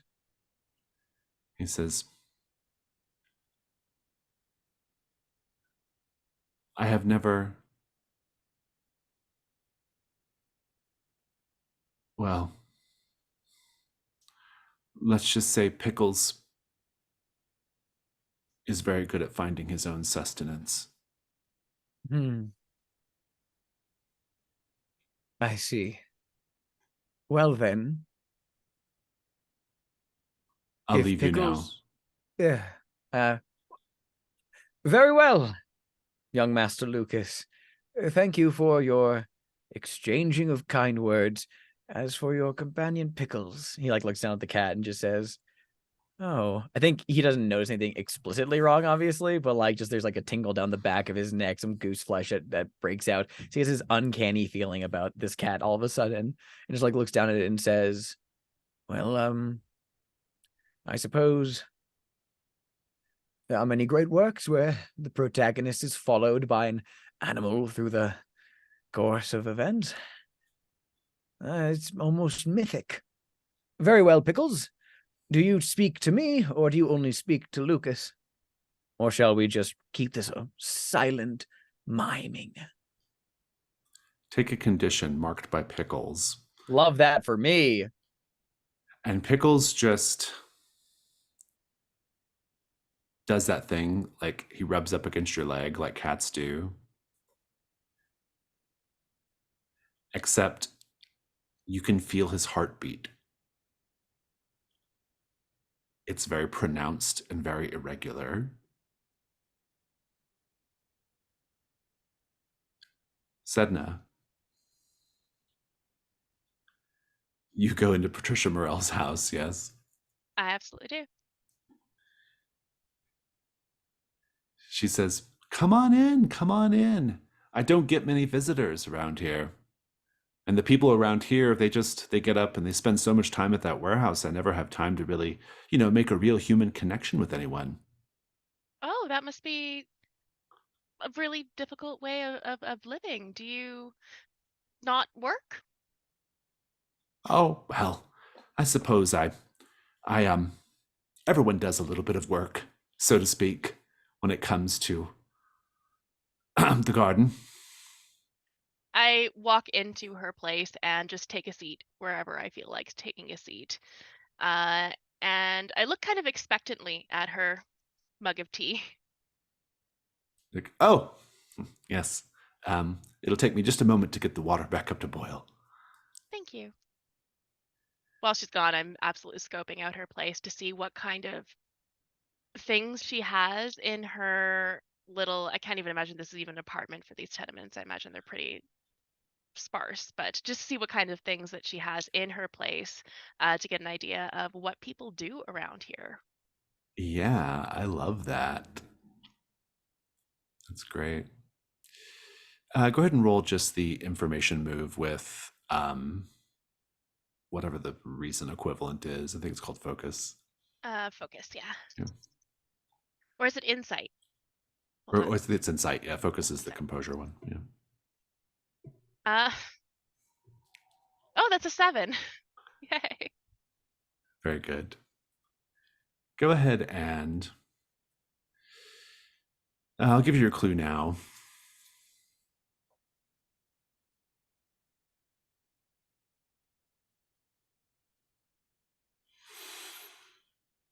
So you're just looking around Patricia's apartment while she makes tea. Yeah, you can get to know a lot about a community from even just a single apartment. You notice she has on her table a dog-eared farmer's almanac. And if you glance at it and give it a thumb through, she has written many, many notes in the margins of this almanac.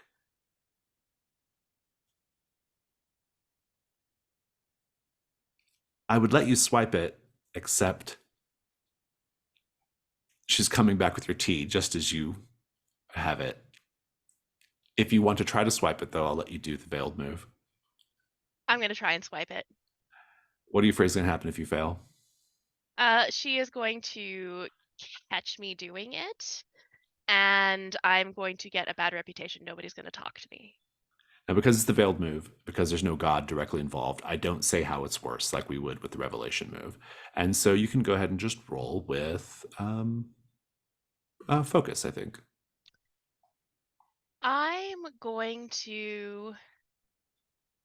I was thinking about using something from my altar to help get advantage, but I'm not going to. I'm just going to roll it straight. Okay, go ahead. That is a 7. Very good. You can take the almanac because you've succeeded. You can even put it in your altar space as well as having it as a clue. Thank you. The complication, though, is she comes and she sets it down. She sets down the tea. And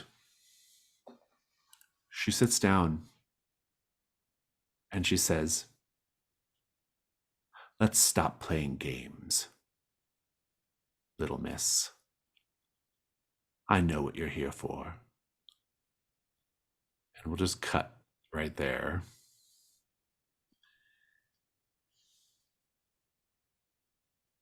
Theo, Pele,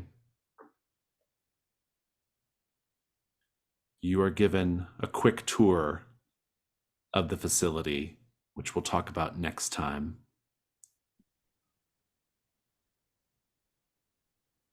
But as a little sort of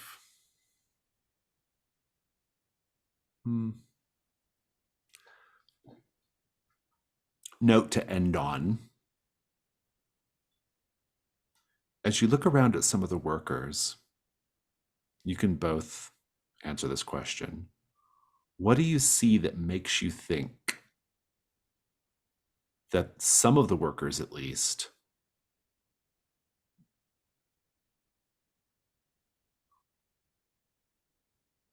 are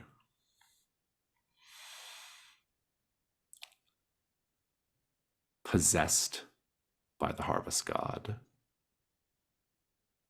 That they are in service to it. It is not in service to them. If you look closely at the workers, you can see coming out of their ears little plant tendrils. Nice.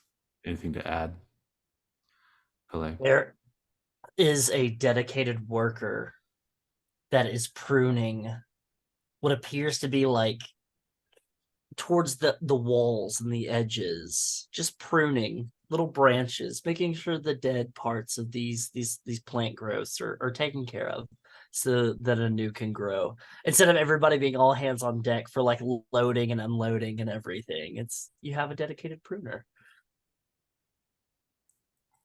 Jasper, as you are climbing the stairs, perhaps to reunite with Sedna, Pickles at your heels, you hear a voice coming from behind you.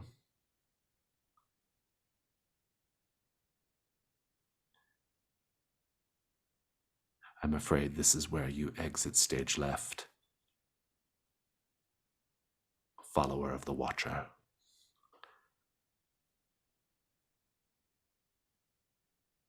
And we shall, with that, go to our end of session procedure.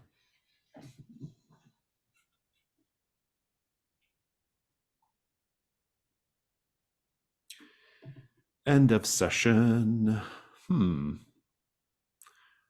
me grab my little structure document here so I don't forget anything.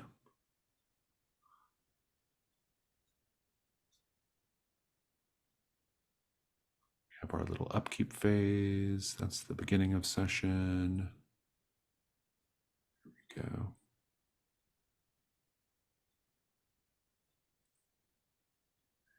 End of session.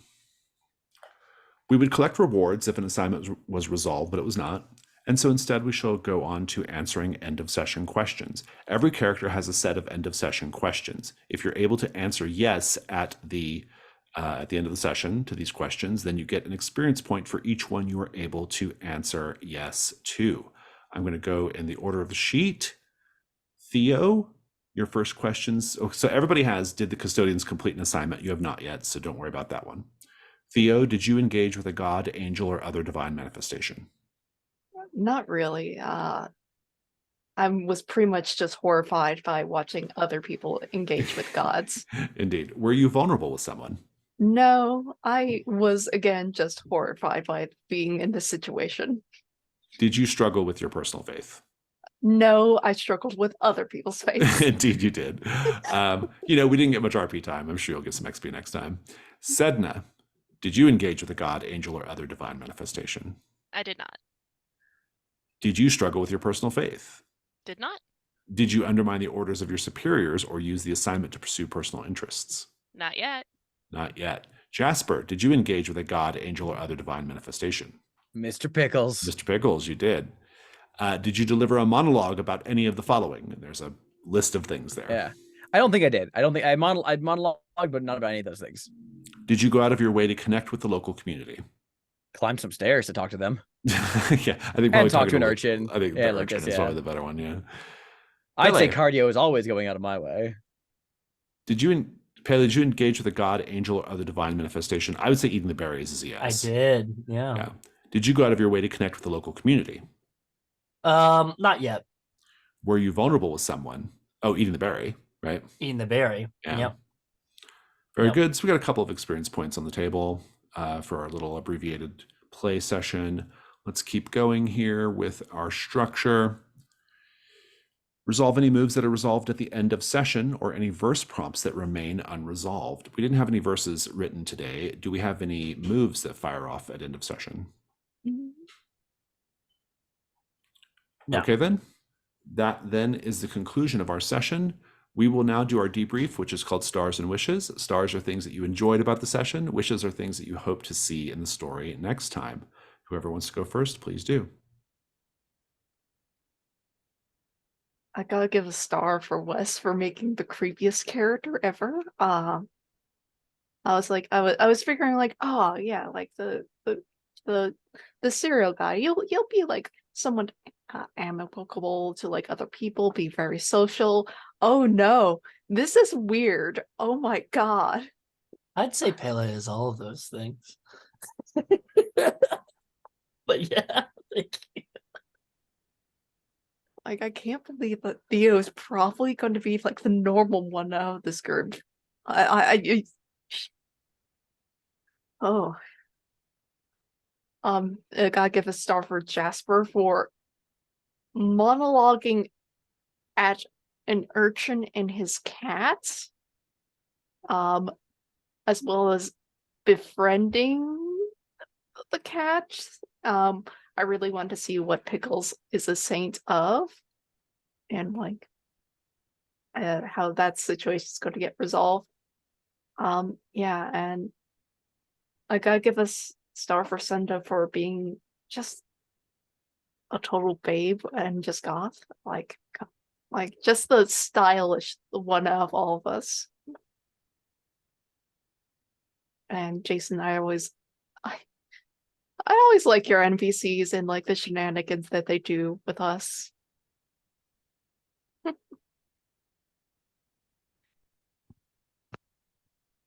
Mine are a lot of similar ones. Big stars for Pele. He's just so wonderfully creepy. That sort of that dreamy, overly calm way that you said spicy. And I literally got chills down my spine when you did that. It was perfect. I'm very excited to see how we're all going to interact with Pele, how Pele is going to interact with all the different threats and stuff, mysteries that we're going to have to solve.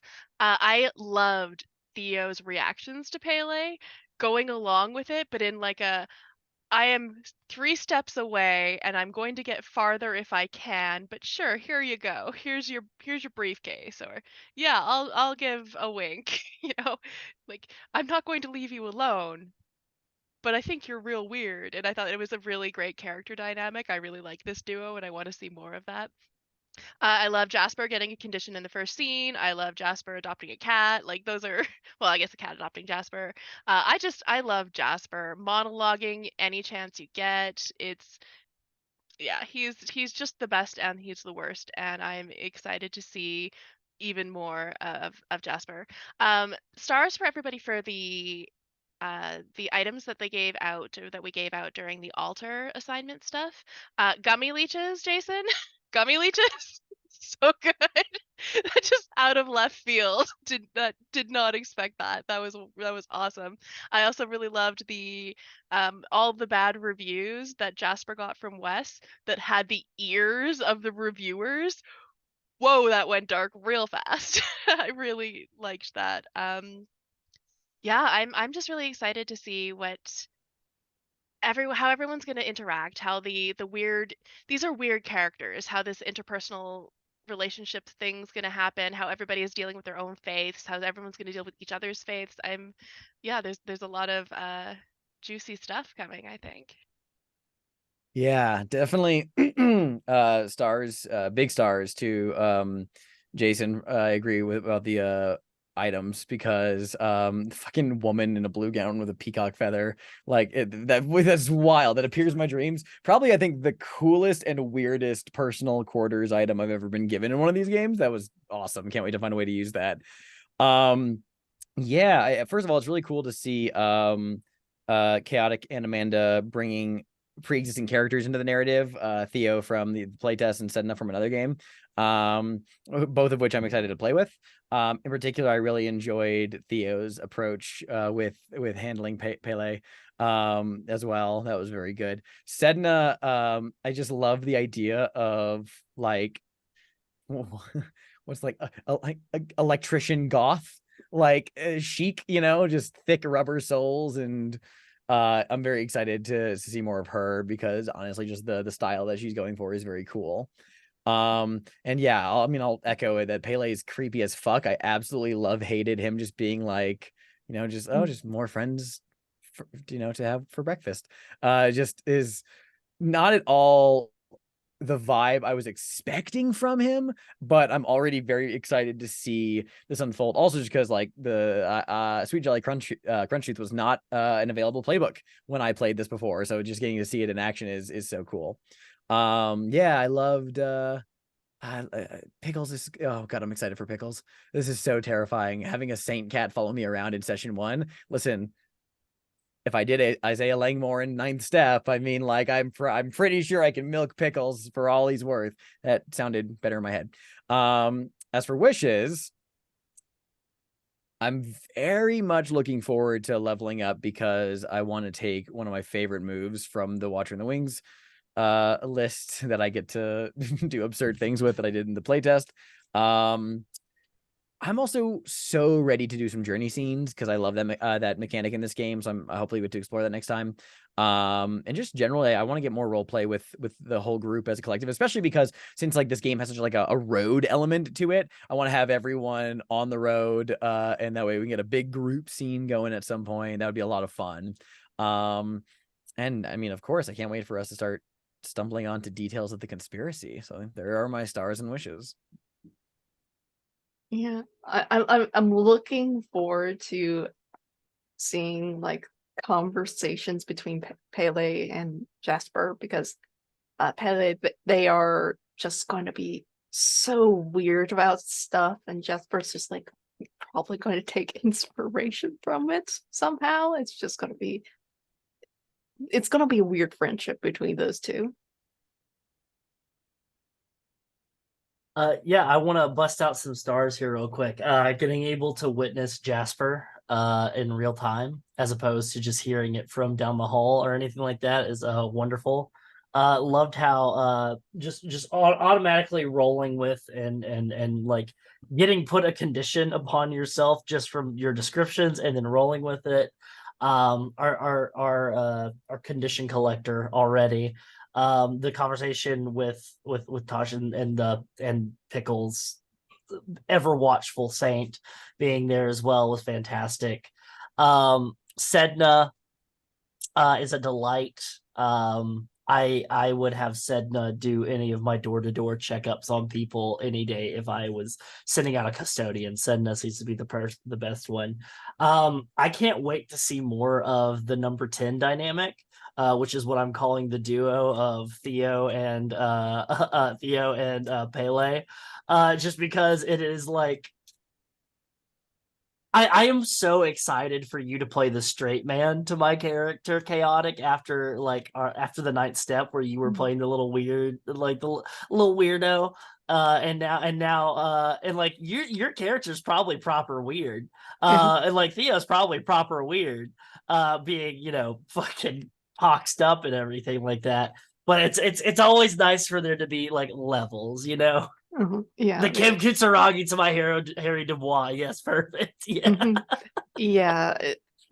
Theo's weird, but he's also like sad about like a bunch of stuff. And don't worry about it. But you're just like weird and like happy about like, oh yeah, we're gonna make friends. And I'm like, okay, you don't need to say it that way. Breakfast is the most important meal of the day. And like things like that. Yeah, like, yeah, all that good stuff. No, this is perfect. Thank you. Thank you. Yeah, no, thank all of you for this. This is fantastic. And what I'm looking forward to. Yeah, that was all my stuff. I'm good.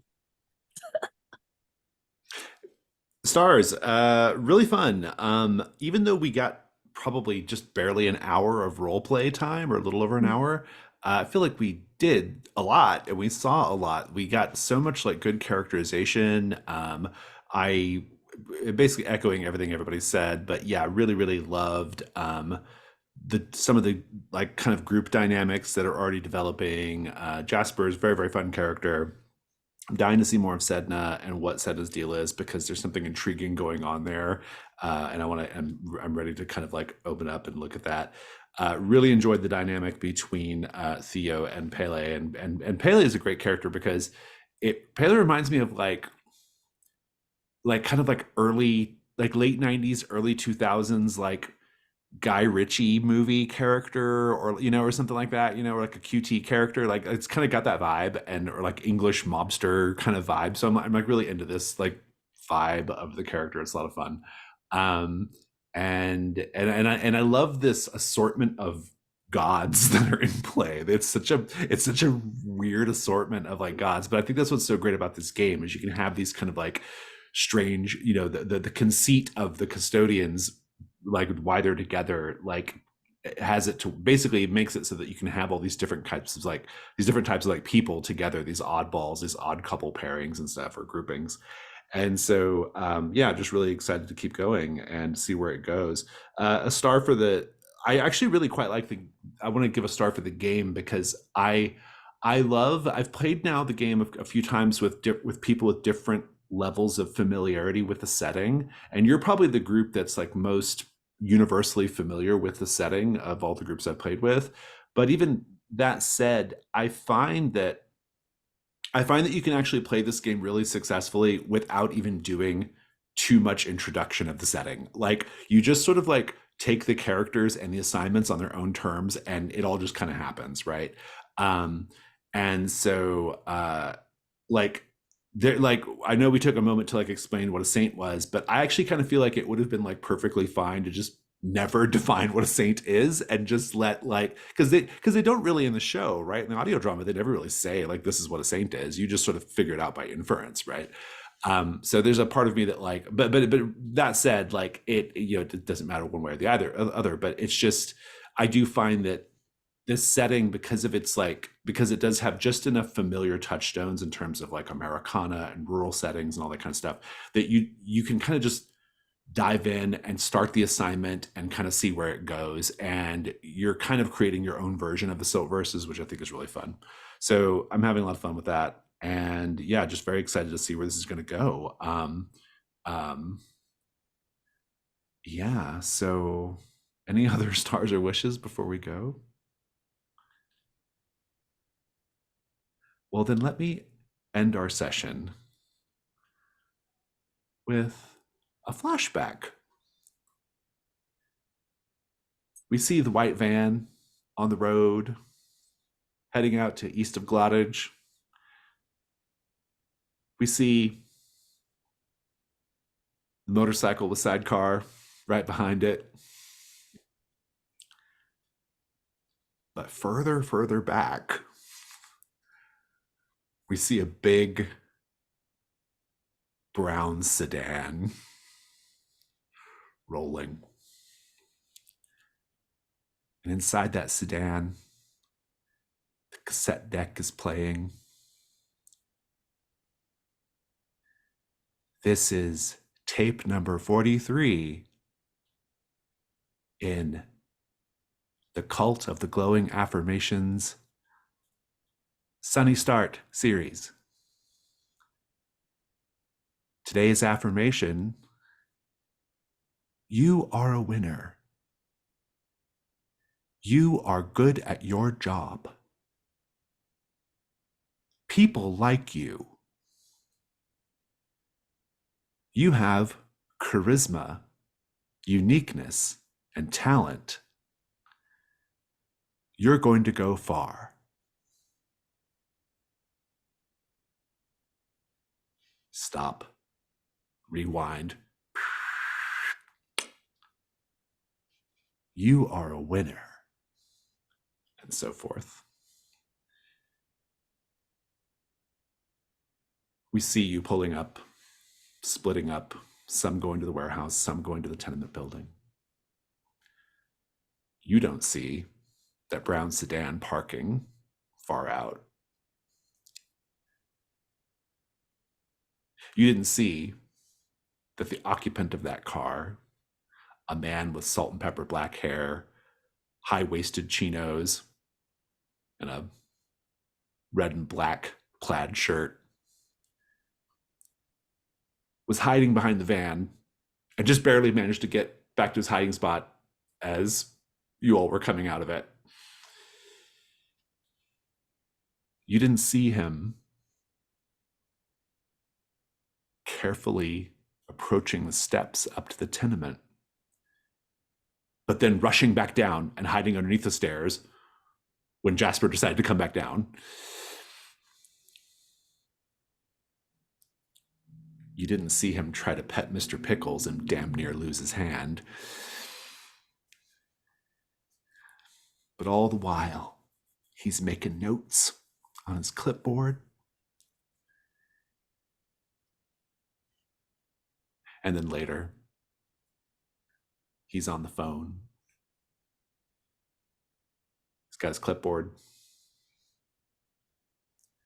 Yeah, I think so. Yeah, I really, I think these custodians are going to work out great for our purposes, sir. Potential investments. Yes, is that the term we're using now at the Institute? Potential investments. I like it. Did you come up with that? It's really great. Right. Yep, I've got their names here. It's all good. And indeed, on the clipboard, he's got all your names on a list.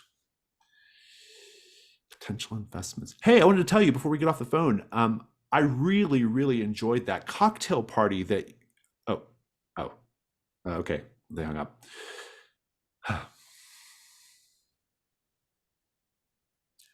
See you all next week.